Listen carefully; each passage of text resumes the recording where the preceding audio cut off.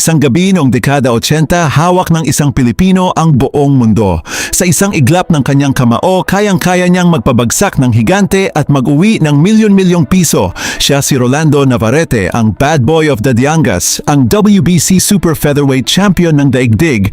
Mas sikat pa kay Manny Pacquiao bago naging Pacquiao ang pambansang kamao. Pero paano ang isang taong lumalangoy noon sa salapi at karangalan ay biglang naglaho at nabaon sa limot? Ang kwentong ito ay hindi lang tungkol sa boxing.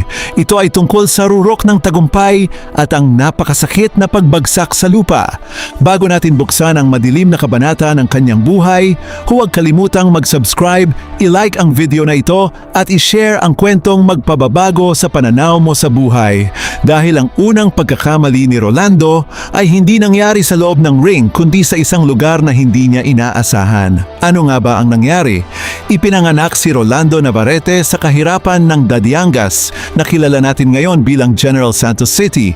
Sa murang edad, natutunan niyang ang buhay ay isang malaking laban kung saan ang hindi sumuntok ay siyang mayayurakan. Ang boxing ang naging ticket niya palabas ng gutom. Hindi siya ang tipikal na boksingero na sumasayaw sa ring. Si Rolando ay parang bagyo, brutal, walang takot, walang sinusuring anggulo. Basta nakakita ng selula ng kahinaan sa kalaban, gigibain niya ito. Taong 1,981, hinarap niya ang sikat na kampeon na si Cornelius Boza Edwards sa Italy. Dito napatunayan ng mundo ang bagsik ng isang Pilipino. Sa pamamagitan ng isang knockout sa ika-5 round, itinaas ang kamay ni Navarrete bilang bagong hari ng mundo. Dumagsa ang pera. Ang dating batang walang makain, ngayon ay may hawak ng $100,000. Sa Pilipinas, bayani siya.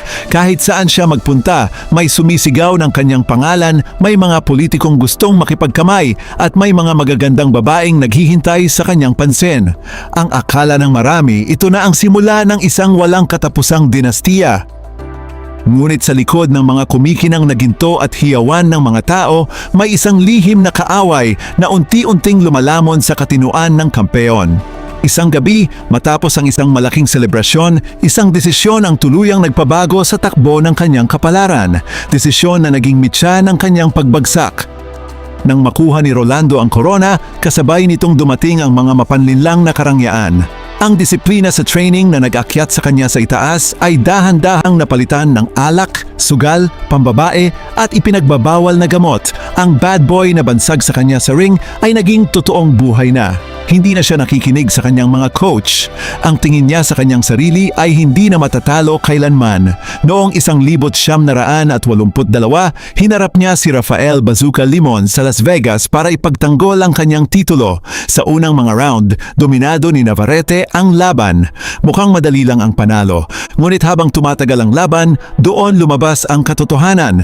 Ang katawan niyang pinalambot ng bisyo ay nagsimulang mapagod. Sa ika-11 round, isang matinding suntok mula kay Limon ang nagpabagsak sa natutulog na kampeon. Natalo si Navarrete, nawala ang kanyang sinturon. Ngunit imbes na magsilbi itong babala upang magbago, mas lalo pang naging agresibo ang kanyang buhay sa labas ng boxing.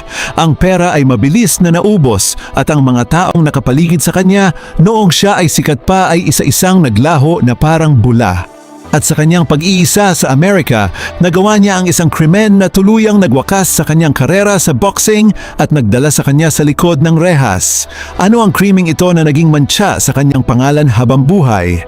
Noong huling bahagi ng dekada 80, habang sinusubukan niyang isalba ang kanyang naghihingalong karera sa United States, naaresto si Rolando Navarrete dahil sa kasong rape o panghahalay. Itinanggi niya ito at sinabing siya ay na-frame up lamang, ngunit liamado ang batas ng Amerika. Nahatulan siya at pinarusahan ng 3 taong pagkabilanggo sa isang foreign jail. Isipin mo, ang isang lalaki na dati ay tinitingala, binibigyan ng VIP treatment sa mga hotel at tinitingnan ng buong bansa bilang bayani, ngayon ay natutulog na sa malamig na semento kasama ang mga kriminal at kumakain ng rasyon. Doon sa loob ng selda, ang tanging kasama ni Rolando ay ang kanyang sariling multo, ang mga alaala ng kanyang mga maling desisyon. Nang matapos ang kanyang parusa at ma-deport pabalik ng Pilipinas, sinubukan niyang bumalik sa ring. Pero ang boxing ay isang malupit na laro. Hindi nito kinikilala ang nakaraan. Mahina na ang kanyang mga tuhod, mabagal na ang kanyang mga suntok, at wala na ang dating apoy sa kanyang mga mata. Matapos ang ilang sunod-sunod na pagkatalo, tuluyan na niyang isinabit ang kanyang mga guwantes. Ngunit ang mas masakit na laban ay hindi ang pagkawala ng karera, kundi ang katotohanan na pag-uwi niya sa kanyang sariling bayan, wala na siyang babalikang yaman, at maging ang kanyang sariling pamilya ay unti-unti ring nawalay sa kanya. Papaano nabubuhay ang isang dating milyonaryo kung wala na siyang kahit isang kusing? Ang pagbabalik ni Navarrete sa General Santos City ay hindi naging madali. Ang lungsod na dati ay nag-alay sa kanya ng parada, ngayon ay parang hindi na siya kilala. Upang mabuhay, pumasok siya sa iba't ibang mabibigat na trabaho. Nagbenta siya ng isda sa palengke, naging tricycle driver, at kung minsan ay umaasa na lamang sa tulong ng mga kaibigang naawa sa kanyang kalagayan. Ang masakit pa rito, ang bangungot ng droga at alak ay hindi siya tuluyang tinantanan. May mga pagkakataon na nakikita siya sa mga kalsada na tila nawawala sa sarili, nakikipag-away at nasasangkot sa maliliit na gulo. Maraming beses siyang nasugatan sa mga saksakan at away kalye, mga sugat na mas malalim pa sa tinamo niya sa loob ng ring. Ang isang kampeon ng buong mundo ay naging isang pamilyar na mukha na lamang sa eskinita na iniiwasan ng mga tao dahil sa takot o diskumpiyado. Ang kanyang kwento ay naging isang babala sa mga batang boksingero sa kanilang lugar. Huwag mong tularan si Navarrete. Napakabigat na parusa para sa isang taong nagbigay ng dangal sa bansa ang maging halimbawa ng kabiguan.